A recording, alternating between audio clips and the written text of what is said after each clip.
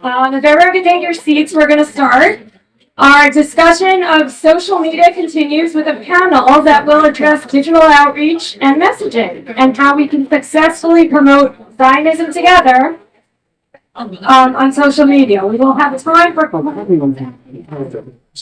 So I'd like to introduce our moderator, Rebecca Phillips, Vice President of Audience and Digital Strategy at 70 Faces Media, Ilana Meirovitch, Executive Director of the Focus Project, Aviva Klompas, Co-Founder and CEO of Boundless, Amy Spitalnick, CEO of the Jewish Council on Public Affairs.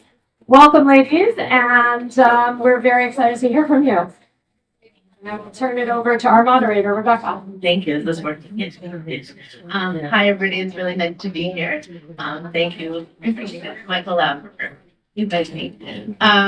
We are here. I think the speech we just heard from Alex Luxembourg set this up really nicely. That was a nice broad overview of the importance of messaging. And we're going to dig in a little bit to some more specifics with these three wonderful women who are really boots on the ground creating the right messaging that I hope will inspire all of you. So I'm going to just ask our panelists to briefly introduce themselves and then we'll get going. Ilana, you want to start?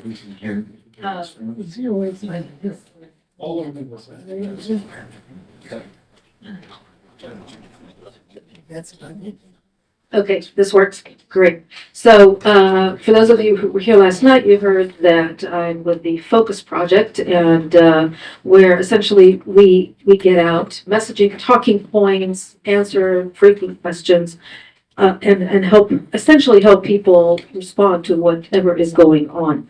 I know the topic that we just heard about was social media, and our space is a little bit different in that we try to go to where conversations are actually being held.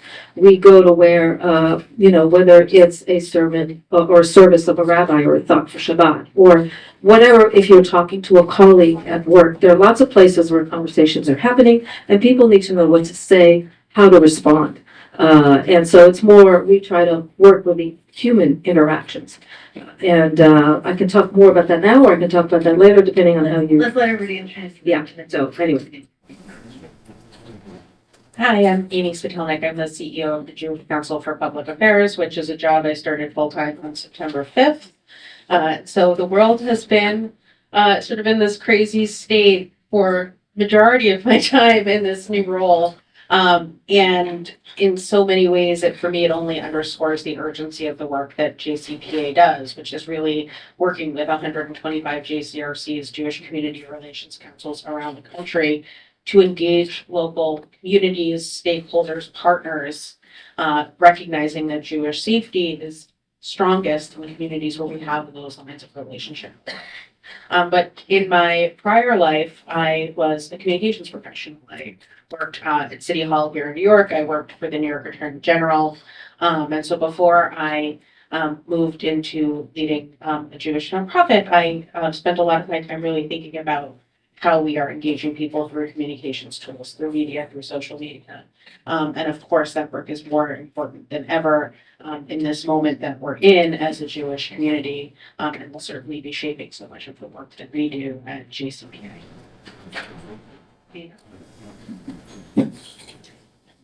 Good afternoon. Good morning. I lost track of time since October 7th. My name is Aviva Klompas. I'm the CEO and co-founder of Boundless. Previous to working at Boundless, which I'll tell you about in a moment, I lived here in New York. I was the speechwriter for Israel's ambassador to the United Nations, Ron Kursor. So spent about 10 years actually thinking about communications in Israel. I co-founded Boundless 2 years ago. We call ourselves a think action tank. And what we do is we look at some of the systemic challenges in North America facing Israel, education, engagement, and combating anti-Semitism. And we research the underlying issues like a think tank would, but then we turn it into action by pivoting to developing recommendations and convening partners to pilot interventions. We've done a lot of work around the harms of social media, the relationship between online Jew hatred and real world anti-Semitism, a lot of work around education, Since the war broke out on October 7th, we've halted all regular operations at Boundless and turned all of our efforts to addressing the war. We really work in two areas. My co-founder partner, Dr. Rachel Fish, oversees sort of the internal needs of the community, particularly with respect to education. And I'm overseeing the external needs in terms of communication, including social media. And I will shortly be sharing with you some of the message testing and polling that we've been doing. So let's start with a kind of an overview, a lay of the land. What's happening with messaging and with social media now? What are you three of you seeing? What are really the greatest needs when it comes to refining the messaging? Ilana, do you want to start? Well, I want to come back to the fact that Focus Project, we do not operate in social media specifically, but in terms of messaging, what we are hearing is people say we need to know what to say, right? I mean, marketing 101, as here the experts would say, people need to hear something 8 times, 12 times, 20 times before they actually adopt it. And the other side is really good at that. So, you know, when they say apartheid state, it resonates, it's caught up. We're really good at explaining. And so what we're being asked a lot is condense it, come back to words that matter.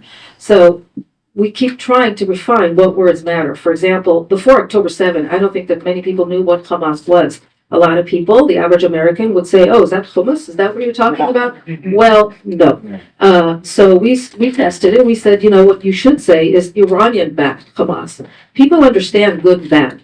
People understand good guys, understand bad guys. It's easier to relate to. So once you switch the word to that, to Iranian-backed Hamas, it's easier for people to wrap their brains around. So some of those things are resonating, and some of those things need to be worked.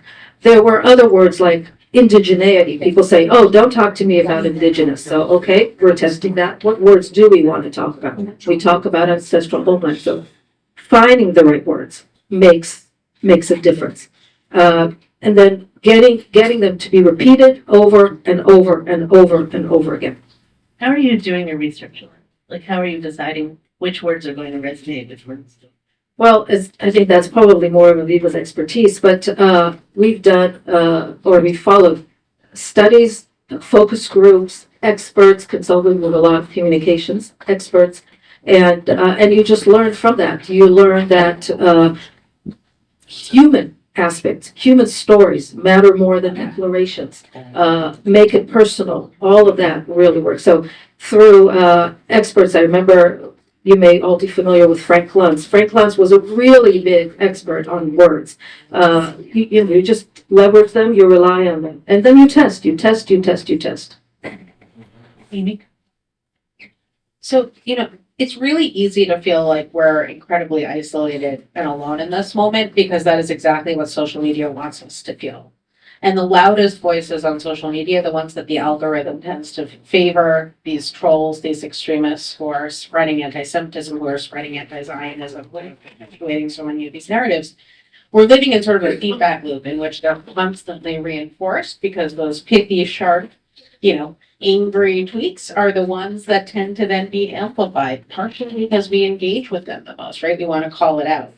So one of the biggest challenges that we are seeing right now is how we get out of that echo chamber. How do we get out of that feedback loop and actually understand where the vast majority of people are, the messages that we need to reach them, and the tools that we need to reach them, rather than sort of getting into these ping pong games on platforms like Twitter that have become increasingly challenging to navigate.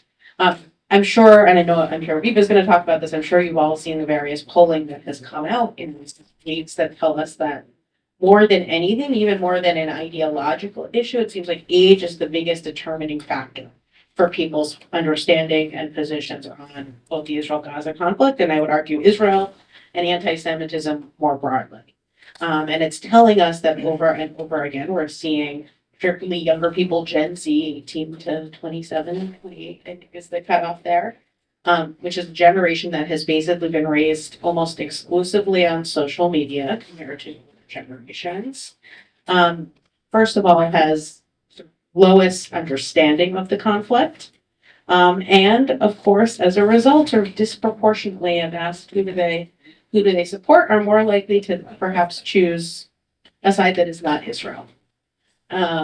And this question has been asked different ways in different polls. I'm sure you will talk about the different formulations. But at the end of the day, what that tells us is that one, a generation that is so online, like this one, is having very real consequences on how they perceive the world.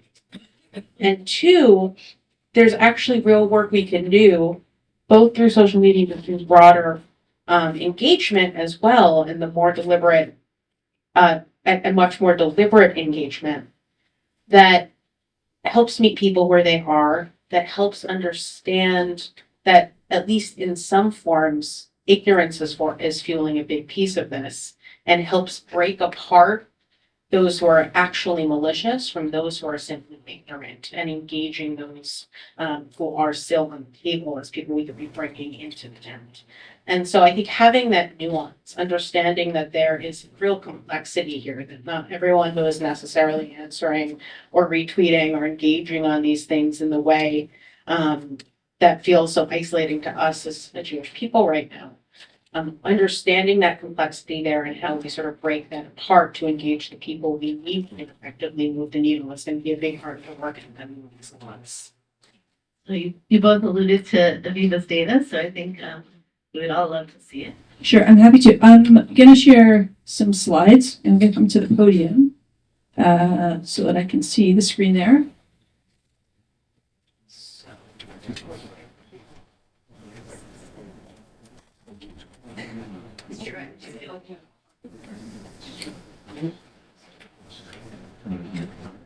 Thank you.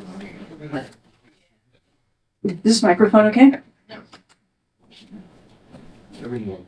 Okay, so we at Boundless, one of the reasons we founded Boundless was that we feel like there's been a lot of inertia in how we address a number of the challenges in the Jewish community, and for too long we've relied on our kishkas, and we have Yiddish Klompas. It's time to use our Yiddish Klompas a little bit more. So that's the approach that we take when we're thinking about communications and messaging. I'm going to show you 7 slides. This is sensitive polling information, so I'm going to ask you to turn off the cameras and to not take photos. You can take notes on it. That's totally fine on what the findings are. Can we turn off that camera also, please?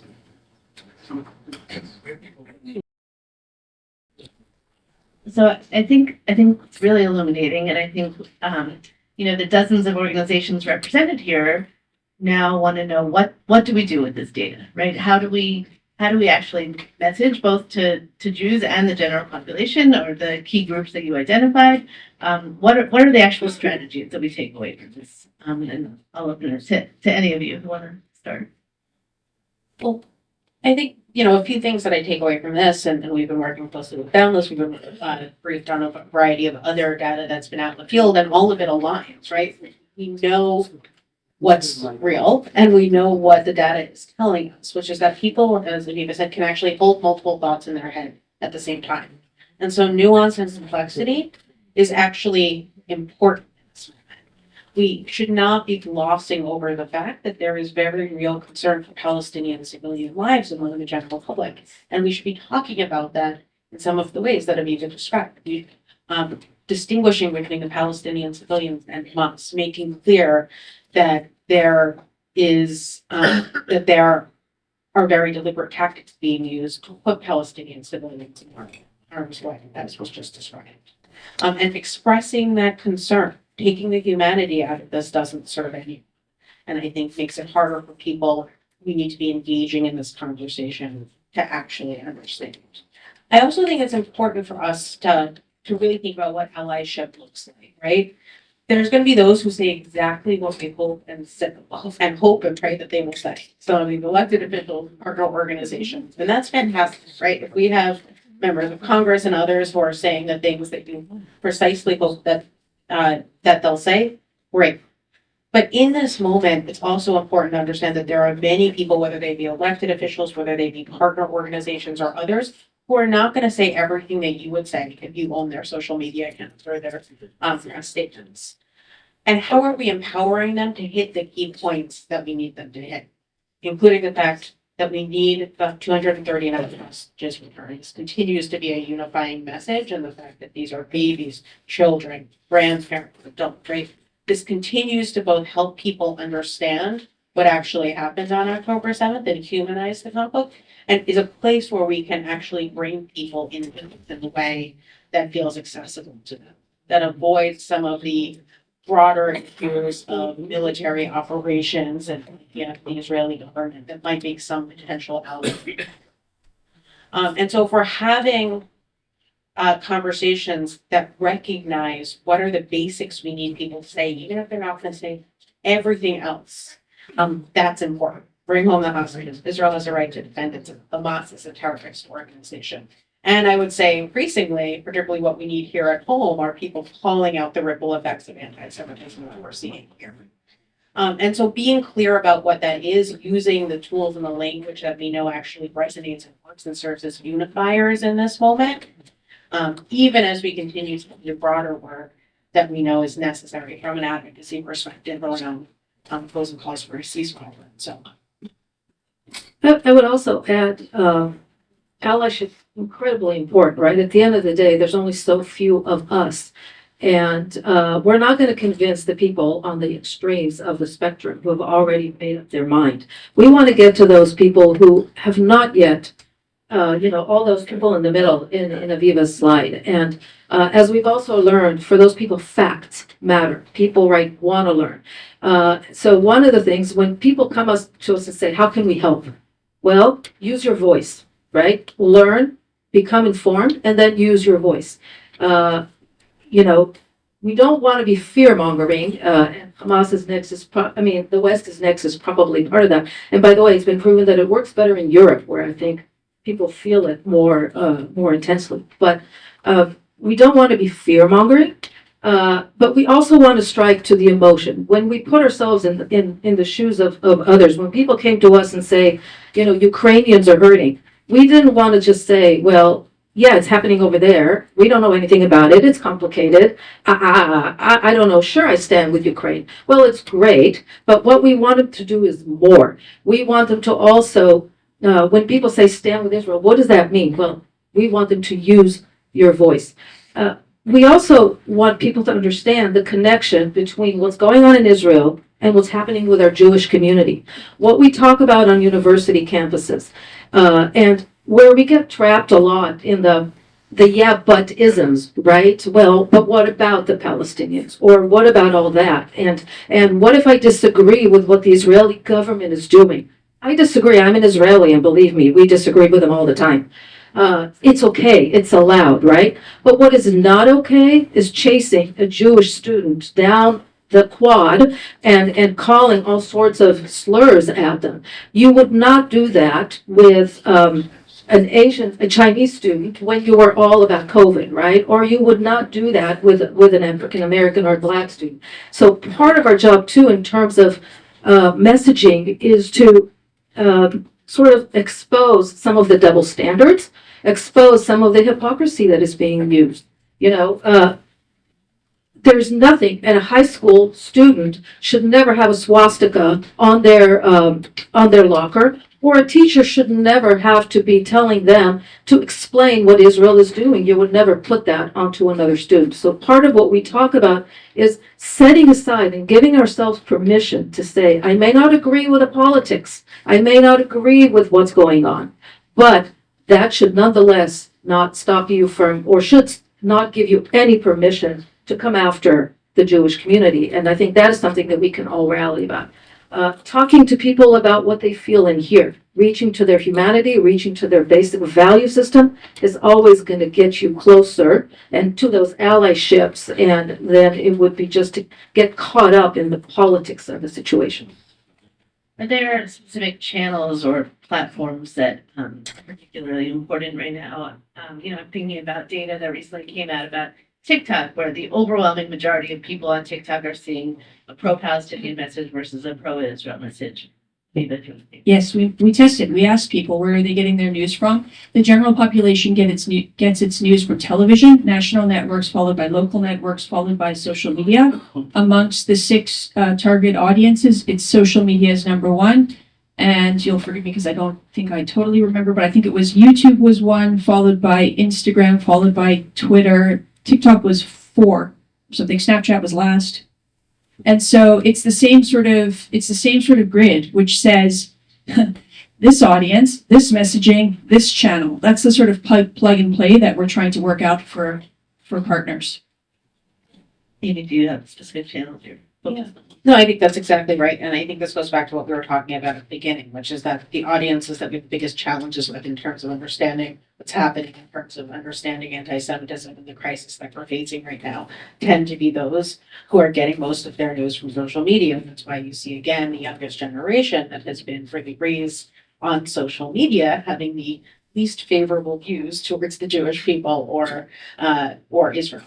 And so understanding that is a big part of, I think, social media itself is an incredibly complex and challenging issue right now. I think whether it's even, like all of the conversation around X, formerly Twitter, is deeply challenging because some are rightfully choosing to just leave the platform because it has become such sort of a cesspool of anti-Semitism. And say, as a Jewish woman on social media, I sadly see this on a hourly basis. I'm sure Aviva does too. I don't know if Ilana, you're on Twitter, maybe you're better off, but it makes the goal of these extremists is also not just to make us feel like we're isolated alone by perpetuating that echo chamber that I talked about earlier, but to of course target those who are using their voice on social media. So it becomes a calculus, right? At what point are these sites worth engaging on? And I still think the vast majority of them are, and I still tweet despite maybe my better judgment. But we have to keep evaluating and understanding what's worth putting our time into and where are we actually going to reach the people that we need to, which is why, again, that coming back to the data is so important. I would add, though, one thing that I think Alex touched on, which is influencers, right? There are influencers in social media, which we all know about, but we all have influencers in our daily life. It's your neighbor. It's just like, he said, if somebody tells you that bakery was really good. It's your pastor, if you're in a church, it's your rabbi, it's your teacher, it's your PTA leader, it's your boss. And those influencers also have power. And so part of our reach is to work through and get to those influencers, right? When somebody comes to you at work and says, hey, I just saw that headline. I had a friend text me the other day. I saw something that BB did, blah, blah, blah, blah, blah. And wait, where did you get that? Right? So a lot of those conversations happen offline, not in social media. And a lot of people, that's where they get a lot of that information. So us older folks in this room, and I count myself amongst you, it's okay if we're not on Twitter and Instagram and TikTok. I'm resisting heavily to get onto TikTok because we can have an impact just in conversations and just in the people that are in our circle, people who want to know, and then give them access to trusted sources, right? If you say, I saw something, I'm like, how about you go over there? Or I had several friends who called me and said, my 15-year-old all of a sudden is interested. Can you send me a video that actually explains the Nakba? Or a video that actually explains the process or the history? Great. We need to all get smart on those, and we need to have those resources at our fingertips because we're all ambassadors. And if we can then influence a daisy wheel of building more ambassadors, we are the spokespeople. I just want to add one. I want to underscore what Ilana was saying because, look, at the end of the day, that's what the model of community relations is about, right? JCPA works with 125 community relations councils around the country, particularly recognizing that the most important ambassadors, the most important voices for most people are their local leaders. And in fact, I've just been deep this past weekend in message research that I've been involved in related to anti-Semitism and how we can better connect the dots to help people understand why fighting anti-Semitism is inherent to protecting our democracy here in the United States. And what we found in that research is that among the most compelling messengers for people are actually their local faith and community leaders, their local, for example, Black civil rights leaders, and others. And so whether we are empowering those people to be posting on social media, and we certainly shouldn't be ceding that playing field, but also empowering them even more importantly to be out in their communities through their churches and their community centers and other vehicles to be having these conversations and talking about it in a way that resonates with people is key. And that's precisely what we've been doing at JCPA over the last 5 weeks, working with JCRCs to empower them with talking points, with tools to then go out and work with their local community partners, universities, colleges, local elected officials, and others. And so it's understanding the way in which these two interact, because again, on social media, it's easy to feel like we are in that black and white echo chamber. And it's really the on the ground partners that in turn can be those voices both in the real world and on social media if we're actually engaging over there. So just one more question from me before we turn it over to questions from the audience. If there was one strategy or tactic that the organizations represented here could walk away with, what do you think would be? Oh, I'm fired up. I just wrote an op-ed that I'm looking to publish because consider this your call up. I don't know if you're waiting for a letter in the mail, but I'm giving it to you right now. We are a people of resilience and intelligence, and we are not applying it to what is happening here before us. I'm going to imagine you know some lawyers. Every lawyer needs to organize. We have to report every single incident of anti-Semitism in the colleges and in the schools and on the streets. And then my lawyer friends, you need to get organized and you need to cooperate, and there needs to be a class action lawsuit. Okay. I'm going to guess that you know some people that are in media and communications. It's New York City. There's some billboards here. I don't know why we're not renting all of them. They tear down posters, put up billboards, put up digital campaigns. Think about what you can do. You belong to an arts club, a sports club, a cultural club. I want you to lobby your club so that I want Qatar and Turkey persona non grata in every platform in the world. It is unacceptable that they can house Hamas leaders to live like kings while this is going on. So figure out what your network is, what your community is, and let's use our brains and get to work.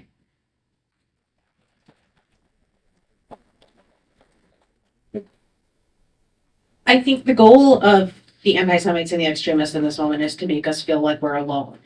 And some of them are succeeding because, again, we see these feedback loops in which the worst people, those who are ripping down posters, those who are screaming death to all Jews, as we saw trending on social media in the UK last night, they're getting outsized attention. And so our job is to understand how we separate that and respond to that in a way that doesn't enable and empower and amplify it, but instead shares a proactive, constructive message about who we are, what we believe, and the resilience of the Jewish people in Israel in this moment. And so using data, using the facts, including so much of what Aviva presented, we need to be out there telling that story rather than getting into these constant echo chambers where we are fighting with the loudest, worst voices among us that are trying to make us feel like we are alone. And so it's hard to resist that. It's really hard to resist that. I know I do. In my prior life, I worked on an effort to sue and hold accountable neo-Nazis responsible for the violence in Charlottesville. And so much. And I see those neo-Nazi trolls were trolling me and my colleagues on social media on a daily basis to try to distract us from the actual work. We are seeing a similar dynamic now, where the anti-Semites, the extremists are out there trying to make us again feel isolated and alone. And the way that we push back is to continue telling that proactive story through our own channels, no matter how they try to make us feel like no one's on our side. I would add, just on what was said, and there's so much that we can't do, but one thing is the power of the collective, right? There are multiple organizations here in this room alone, let alone all the other organizations out there. And when we come together, each one of us has an echo chamber. Each one of us has a shofar. Each one of us has a skill set and a unique value proposition. When we bring all of that together and we figure out how can we put all those pieces of the puzzle together, it becomes a powerful machine. The Focus Project is a perfect example, right? When we want to talk about what's happening on university campuses, well, great, there's what? Brandeis Center, all the way out there, Title VI, let's push that. ADL, over here. If we partner together, then everybody has a different tool to the battle. And we can bring that, whether it's a lawsuit, right now, guys, it takes a village. We cannot win this alone, either one of us, not to mention the allies that we need outside of our community, but even figure out how to work together. We can all do it together. So that's one takeaway that I would have. And leverage the armies. You know, for example, the IAC, an Israeli American Council, not here, their value is their grassroots mobilization. You should have seen those kids just post, like, complain, stop. We are Somebody- here, by the way. We are here. Woo! Somebody needs to do that, right? So great. So let's leverage that. We're really, really good at saying, I disagree with what, or I want to do it, or I need. There is no I, there's only we. So that's one. And the other thing is agree on some of those basic words that we all want to use and repeat them. If we all go, no, you need to listen to my perspective, we're going to get lost. So whatever those words are, and guess what? There are words that we can all agree on. We all agree on Jew hatred. We all agree that it's wrong. We all agree that anti-Zionism is anti-Semitism. So some of those things we just need to really be proud, be bold, be strong, and just repeat them. Because otherwise we're going to get lost in the noise. People questions? That was actually a great segue. Oh.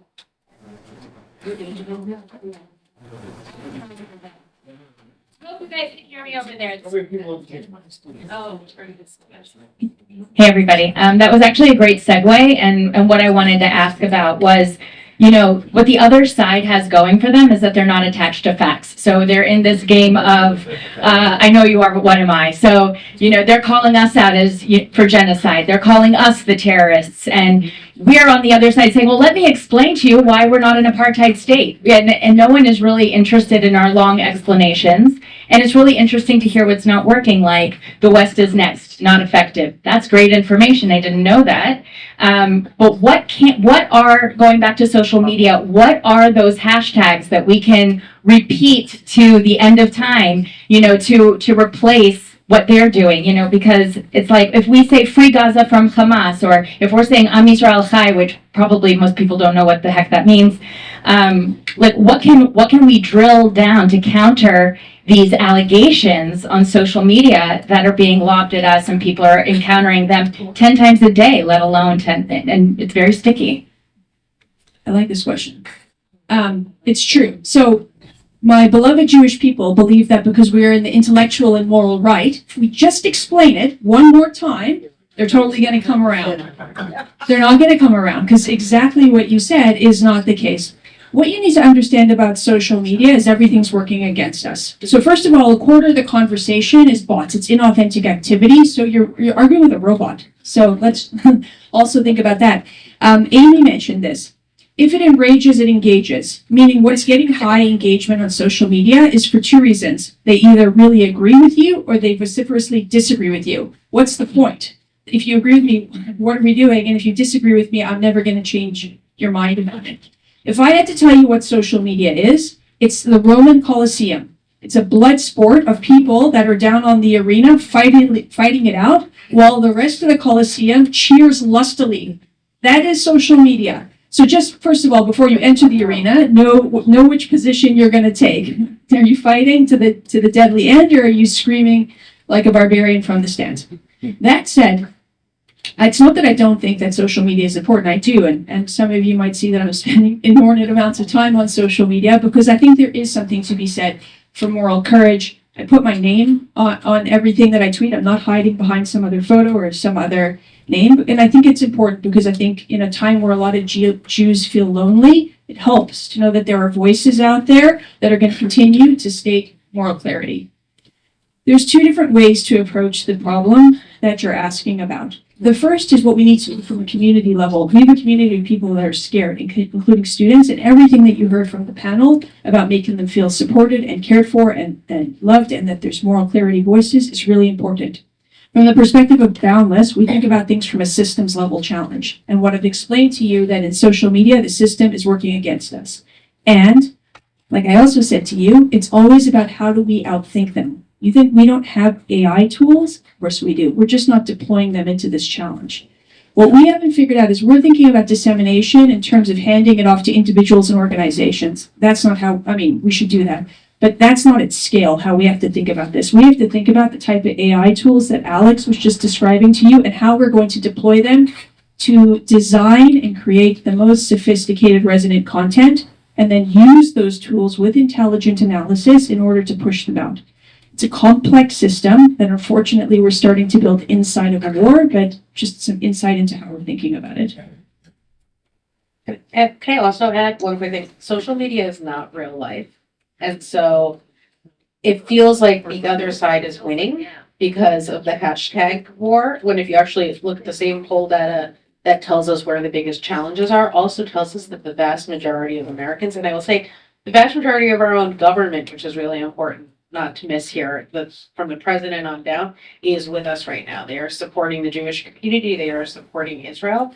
And so it's important, again, to not get caught up in that feeling because of the proliferation of anti-Israel hashtags and anti-Israel content online that, again, is intended to make us feel so isolated and alone. We need to be out there responding and we need to be out there engaging in the ways we've been talking about, but also keeping in mind what's real and what's not from what we're seeing online and how that translates to the real world. Can I actually, I didn't answer your question. The hashtag that does the best is ones related to the hostages. Bring them back now.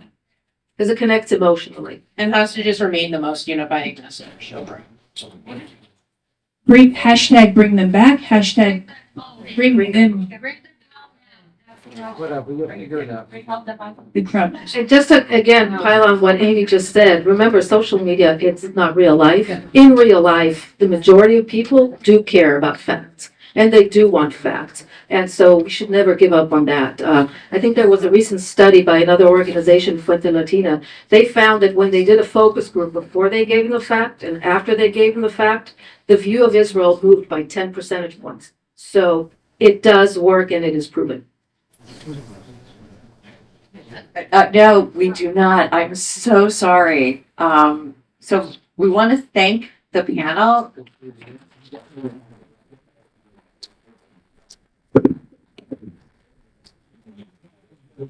So, right, mic drop. Rebecca, Ilana, Aviva, Amy, we want to thank you for the work you are doing. We want to thank you for the information you shared today.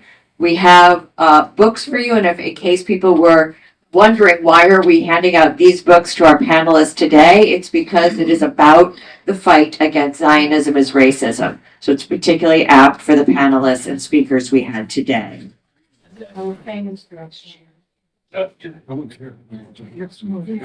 Quickly, because Aviva brought this up about the lawsuits, just so everyone in this room knows, there is a Title VI lawsuit being led by Gibson Dunn, and if any of you know students who have been affected by discrimination on campus, it's a pro bono lawsuit, and they're welcome to sign up. If you need information, feel free to reach out to me. But it's being done in partnership with the Brandeis Center and as well as Hillel, I believe. Yeah, if I can just add to that really quick. So this is an initiative that was launched by, talk about collaborations, right? Hillel, ADL, and Brandeis Center have launched this initiative to allow to fast forward Title VI-based lawsuits against universities. Gibson Dunn has offered their services pro bono, which is insane, and they're willing to join in. They have released, there is a text number and there's a website, and I forget the text, but anybody can text in and communicate, and you can send that out. We can share that Okay, well, information. yes. We'll make sure. It's great. That information gets out. Yeah. Thank you. Thank you. Sorry? I think the text only applied to students, but in any event, I imagine that they're working full speed. Not my thing, but I think it's great for people to know, so I just wanted to put that out there. So while we had originally planned for this morning to be more interactive, a little bit less frontal before we move into our business meeting, we hope that these sessions have been engaging enough that you don't mind the extra tushy in your seat time that we had this morning in order to hear these amazing presentations. So thank you all very much.